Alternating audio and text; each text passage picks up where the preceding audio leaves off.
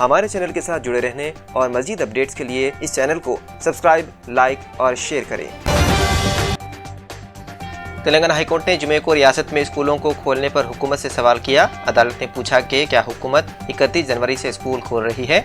अदालत को जवाब देते हुए एडवोकेट जनरल ने कहा है कि रियासत में स्कूलों को दोबारा खोलने के बारे में हुकूमत की जानिब से अभी तक कोई फैसला नहीं किया गया। हाई कोर्ट ने हुकूमत से वीकेंड में बाजारों में इन्फेक्शन के फैलाव को रोकने के लिए उठाए गए इकदाम के बारे में भी पूछा और सम्मक्का जात्रा के लिए किए गए इंतजाम के बारे में भी दरियाफ्त किया। Director of public health doctor G Srinivas Rao ने अदालत की समाअत में वर्चुअल शिरकत की। उन्होंने अदालत को बताया है कि बुखार सर्वे के दौरान 77 लाख घरों का दौरा करके तकरीबन 3,45,000 आइसोलेशन किट्स लोगों के हवाले की गई। उन्होंने ये भी कहा है कि रियासत में मुस्बित केसेस की शरह 3.1% है। आइसोलेशन किट्स में बच्चों के लिए दवा के बारे में पूछे जाने पर श्रीनिवास राव ने कहा कि बच्चों की दवाई बराह रास्त किट्स के जरिए नहीं दी जानी चाहिए और उसे अलग से देना होगा। ताहम अदालत ने इस पर तफसीली रिपोर्ट पेश करने को कहा और केस की समाअत 3 फरवरी तक मुलतवी कर दी।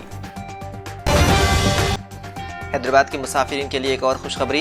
Telangana state road transport corporation यानी TSRTC के मैनेजिंग डायरेक्टर VC सज्जनान ने सेंट्रल बस स्टेशन यानी CBS से महात्मा गांधी बस स्टेशन यानी NGBS तक मुसाफिरों के लिए इलेक्ट्रिक गाड़ियों के जरिए मुफ्त सफर का ऐलान किया। VC सज्जनान ने कहा कि इलेक्ट्रिक गाड़ियां सुबह 6 बजे से रात 11 बजे तक मुसाफिरों से बगैर कोई पैसे चार्ज किए चलाई जाएंगी। ये पहल CBS और NGBS तक सफर करने वाले मुसाफिरों को तकलीफ से बचने के लिए शुरू की गई है।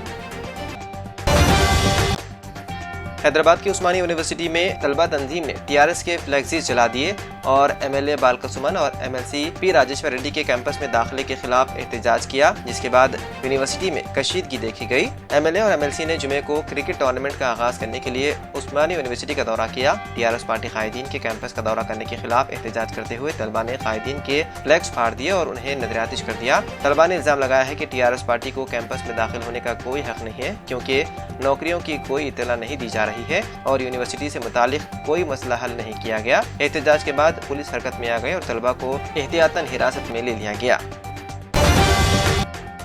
तेलंगाना के वज़ीर ज़राअत एस निरंजन रेड्डी फिर एक मरतबा कोरोना वायरस से मुतासिर हो गए। निरंजन रेड्डी का आज कोरोना टेस्ट किया गया जो पॉजिटिव रहा। गुज़िश्ता 3 दिन से वज़ीर ज़राअत ने अजला में कई तरक्याती प्रोग्रामों में शिरकत की थी। तबीयत की नासाजी पर उन्होंने अपना टेस्ट करवाया जो पॉजिटिव रहा। निरंजन रेड्डी ने सेल्फ आइसोलेशन इख्तियार करते हुए हालिया दिनों में मुलाकात करने वाले अफराद को अपना टेस्ट करवा लेने और एहतियात बरतने का मशवरा दिया। HMDA हुदूद के तहत मुख्तलिफ म्यूनसिपालिटीज़ में गैर कानूनी तामीरात के खिलाफ इन्हदामी कार्रवाइयों का सिलसिला जारी है। हुक्काम ने गुज़िश्ता एक हफ्ते के दौरान 101 गैर कानूनी तामीरात के खिलाफ कार्रवाई की है। निज़ामपेट म्यूनसिपालिटी के हुदूद में अहदेदारों ने गैर कानूनी तौर पर तामीर करदा एक अपार्टमेंट के 2 ब्लॉक्स की इन्हदामी कार्रवाई अंजाम दी। अभी तक 78 गैर मजाज तामीरात को मुनहदिम किया गया जबकि 23 को मोहरबंद किया गया। हुकूमत ने HMDA हुदूद में गैर मजाज तामीरात के खिलाफ कार्रवाई की हिदायत दी है और यह कार्रवाई तमाम म्यूनसिपालिटीज़ में अंजाम दी जा रही है। तेलंगाना के भद्रादरी कोत्तागुड़म जिले के तप्पनापल्ली गांव के करीब कोयले से लदी लॉरी और एक मुसाफिर वैन में आमने सामने टक्कर हो गई जिसमें 2 खवातीन समेत 4 अफराद की मौत हो गई और 8 दीगर जख्मी हो गए। सरकारी ज़राए के मुताबिक यह हादसा उस वक्त पेश आया जब तमाम मुसाफिरीन वैन में सवार होकर काम के लिए जा रहे थे कि सामने से आने वाली लॉरी उससे टकरा गई जिसमें 2 खवातीन की मौके पर ही मौत हो गई जबकि दीगर अस्पताल में दम तोड़ गए। तमाम जख्मियों को करीबी अस्पताल में दाखिल कराया गया। पुलिस ने मौके पर पहुंचकर केस दर्ज करते हुए तहकीकात शुरू कर दी। तेलंगाना के वज़ीर आला KCR अपने हल्के ज़िले सिद्दीपेट के गजबेल को हमजहती तरक्की देने और मिसाली हल्के बनाने के लिए संजीदा तौर पर कोशा है। इस ज़िम्न में हुकूमत तेलंगाना ने गजबेल टाउन में असरी और जदीद सहूलियात से लेस स्टेडियम तामीर करने के लिए 20 एकड़ अराजी मख्तस की है जिसमें क्रिकेट, कबड्डी, वॉलीबॉल और दूसरे मुतादिद अक़साम के खेल कूद को तमाम ज़रूरियात और बुनियादी सहूलियात फराहम होंगी। इन ख्यालात का इजहार रियासती जंगलात व माहौलियाती कॉर्पोरेशन के सदर नशीन वी प्रताप रेड्डी ने आज KCR हुकूमत की जानिब से मख्तस करदा अराजी का तेलंगाना स्टेट स्पोर्ट अथॉरिटी के सदर वेंकटेश्वर रेड्डी के हमरा तफसीली मुशाहिदा करने के बाद मीडिया से बात करते हुए किया। उन्होंने बताया है कि हल्का assembly Gajwel well education hub के साथ साथ स्पोर्ट्स हब में भी अनकरीब तब्दील होगा। भैंसा शहर के MPDO दफ्तर ग्राउंड में RSI व MDO विनोद की निगरानी में भैंसा डिवीजन के तहत पुलिस की सरकारी गाड़ियों का मुआयना और तनकीद करते हुए मरम्मत व दुरुस्तगी के काम अंजाम दिए गए। इस मौके पर SBSI नसीर भी मौजूद थे।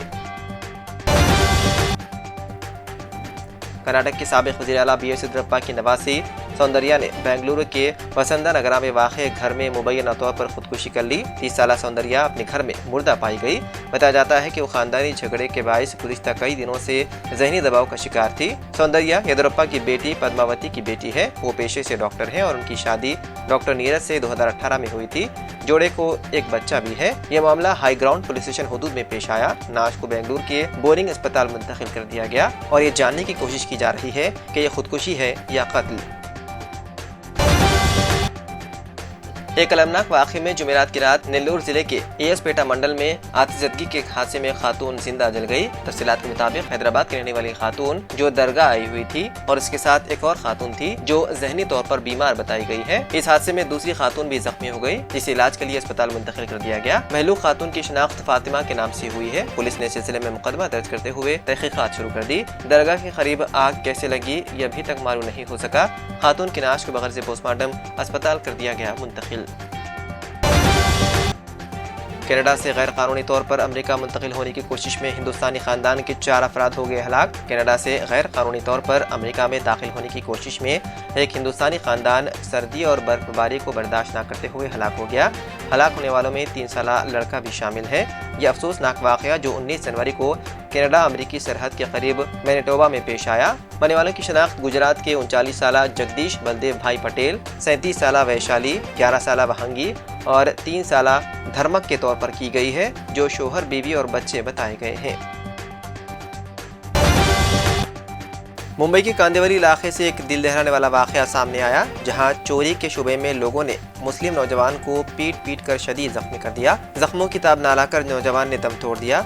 इत्तलात के मुताबिक 13 जनवरी की रात कांदिवली के दामोनगर इलाके में 26 साल शाहरुख शेख नाम के एक ऑटो रिक्शा ड्राइवर को कई लोगों ने चोरी के शुबे में पकड़कर बुरी तरह ज़दोकोब किया और ये वाक़या करीब में लगे CCTV कैमरे में कैद हो गया। खबरों के मुताबिक मुश्ताल हुजूम ने मारपीट के बाद शाहरुख शेख के हाथ पांव बांधकर झाड़ियों में फेंक दिया। इस वाक़े की इत्तला मिलते ही पुलिस मौके पर पहुंच गई और शाहरुख को अस्पताल ले गई। पुलिस के मुताबिक अस्पताल में इलाज के बाद डॉक्टर ने उन्हें घर जाने को कहा और इस मामले में मारपीट का मुकदमा दर्ज करके तफ्तीश शुरू कर दी गई। इस दौरान इस बात का पता चला कि 15 जनवरी की रात को शाहरुख की मौत हो गई।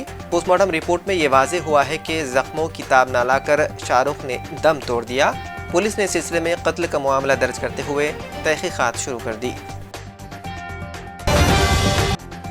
इराक़ी दारुल-हुकूमत बगदाद के हवाई अड्डे पर 6 रॉकेट फायर किए गए, जिससे एयरपोर्ट पर खड़े तैयारे को नुकसान पहुंचा, लेकिन किसी किस्म का जानी नुकसान नहीं हुआ। मीडिया रिपोर्ट्स के मुताबिक वज़ारत दाखिला के एक ज़राए ने बताया है कि रॉकेट से बगदाद के बैनुल-अक़वामी हवाई अड्डे के रनवे पर पार्किंग एरियाज को निशाना बनाया गया, जिसमें शहरी तैयारे को नुकसान पहुँचा। अब तक किसी ने भी हमले की जिम्मेदारी कबूल नहीं की। एक दूसरे सिक्योरिटी ज़राए ने तस्दीक की है कि हमला 6 रॉकेटों पर मुश्तमिल था, जो हवाई अड्डे पर शहरी तंसीबात के करीब गिरे, जिससे तैयारे को नुकसान पहुंचा।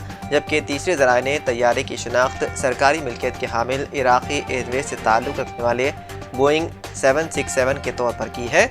इराक़ी एयरवेज ने अपने सोशल मीडिया पर हमले से होने वाले नुकसान की तस्वीर पोस्ट की, जिसमें तैयारे के अगले हिस्से में एक सुराख देखा जा सकता है, जो कि हमले के वक्त काबिल इस्तेमाल नहीं था। और एयरलाइन ने कहा कि हमले से कोई परवाज़ मुतासिर नहीं हुई। रूस अगले माह यूक्रेन पर हमला कर सकता है। अमेरिकी सदर बाइडेन ने अपने खदशे का इजहार किया। अमेरिकी सदर जो बाइडेन ने खबरदार किया है कि अगले माह रूस के जरिए यूक्रेन पर हमला करने का वाज़ेह खतरा है। जुमे को अमेरिकी सदर के दफ्तर व्हाइट हाउस के हवाले से इत्तला दी गई। ये बयान हालिया हफ्तों में तकरीबन 10,000 रूसी फौजियों को यूक्रेन की सरहद के साथ तैनात किए जाने के बाद सामने आया है, जिससे किसी मुमकिन हमले का खदशा पैदा हो गया है। हमारे चैनल के साथ जुड़े रहने और मज़ीद अपडेट्स के लिए इस चैनल को सब्सक्राइब, लाइक और शेयर करें।